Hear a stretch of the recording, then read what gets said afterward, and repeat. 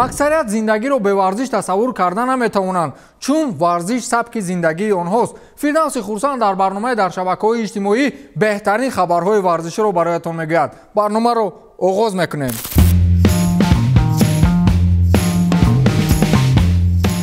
Зинедин Зидан, сармураббии дастаи шоҳона, президенти бошгоҳ Флорентино Пересро ҳушдор додааст ки дар охири мавсим симаташро тарк мекунад.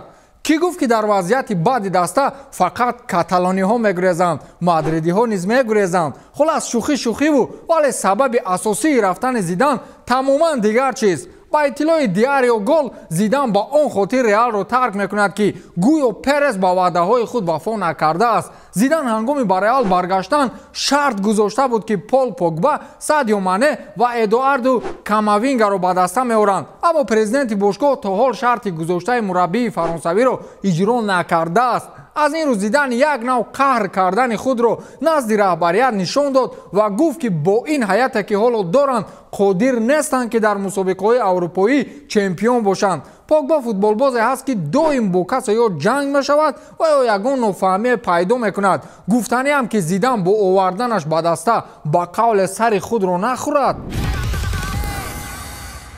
دخترک 7 ساله وزنش 80 کیلوگرم رو برداشت.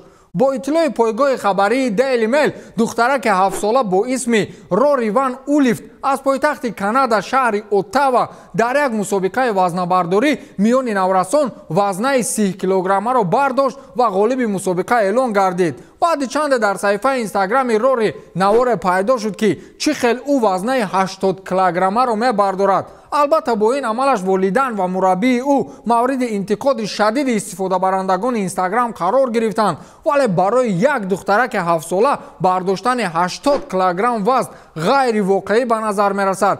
مثلا من 80 کیلوگرم یک سو ایستاد، با فکرم 50 کیلوگرم وزن رو به زور میبردارم. روری در برابر آن که در مسابقه‌های وزنه‌برداری اشتراک میکند، همچنین در نمود ورزش گیمناستیکا نیز مشق و تمرین مینماید. بعد همین خبر رو با موسیفید بابایم تعریف کرده خواندم. او فقط یک گپ گفت، بعد تو ایزو نکشیدی.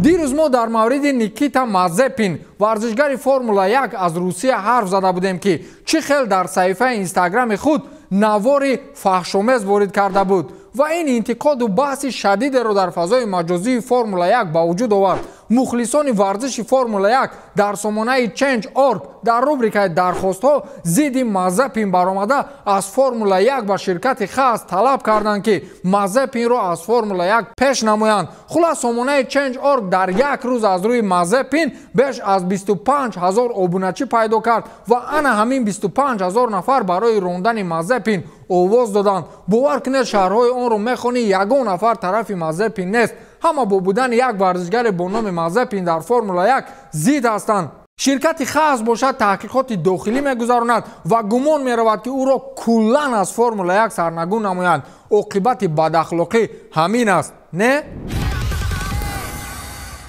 در گرداب مبارزه به امان جهانیان ضد نژادپرستی شماره قربانی‌های زیر تازیانه تحقیر اطرافیان ماندن سیاه‌پوستان زیاد می شود. قربانی نوبتی فوتبالباز دسته بران از چمپیونات نروژ داودا بامبا گردید. خلاص کار این خیل شده است که هنگام بازی با دسته استارت در چمپیونات نروژ در دقیقه 85 داودا بامبا امکان داشت که از پنالتی پیروزی دسته‌اش را تامین نماید، اما با تقدیر بدش ضربه 11 متره را اجرا کردن نتوانست. این باعث گشت تا به صفحه اینستاگرام او پیامک‌های خصوصیت نژادپرستی داشته بیشمار وارد گردد. مخلصان دسته بران او را برای از اجرای زدن پنالتی نبرآمدن سیاه‌پوست گفته دشنام می‌کردند. رهبریت باشگاه بران به سود مراجعت کرده است که به این قضیه رسیدگی نمایند. بلیک لاوز مته، ما با تیم داونا بامبا.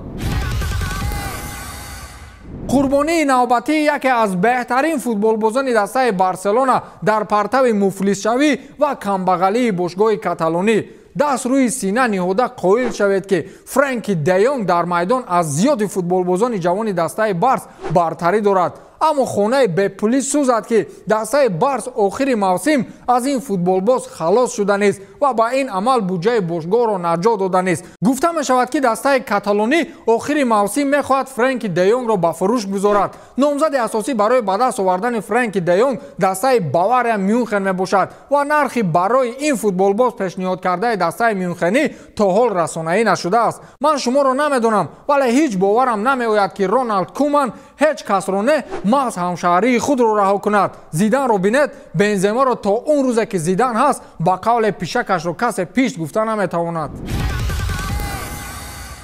Антуан Гризман аз Барселона ба хотири ҷанҷолҳо атрофи уйғурҳо аз ҳамкорӣ бо Хуавеи чиноӣ даст кашид. ҳамлавари Барселона ва мунтахаби Фаронса Антуан Гризман ба маълумотҳо атрофи тангкунии вазъи ақалияти этникӣ аз ҷониби ширкати Хуавей аксуламали хуса нишон дод. футболбози фаронсавӣ шартномаро бо Хуавей пас аз оне бекор кард ки ширкати мазкур уйғурҳоро дар корхонаҳои хеш ба меҳнати маҷбурӣ фаро гирифтааст. ҳамчунин Хуавейро дар таъқибкунии уйғурҳо ҳам айбдор мекунанд. кулли маълумотҳо дар хусуси назорат аз болои ин ақалияти этникиро ширкати мазкур ба ҳукумати чин месупоридааст. тибқи маърузаи коршиносони пажӯҳишгоҳи таҳқиқоти Australian Strategy Policy Institute, ҳукумати ҷумҳурии мардумии чин кам андар кам 80 000 уйғурро ба меҳнати маҷбурӣ дар 83 корхонаи ширкатҳои байналмилалӣ ҷамъ намуданд ки дар миёни ин ширкатҳо Huawei, Apple, BMW, Nike, Samsung, Sony ва Volkswagen мебошанд. моҳи декабри соли 2019 бошад нимҳиматгари Арсенали Лондон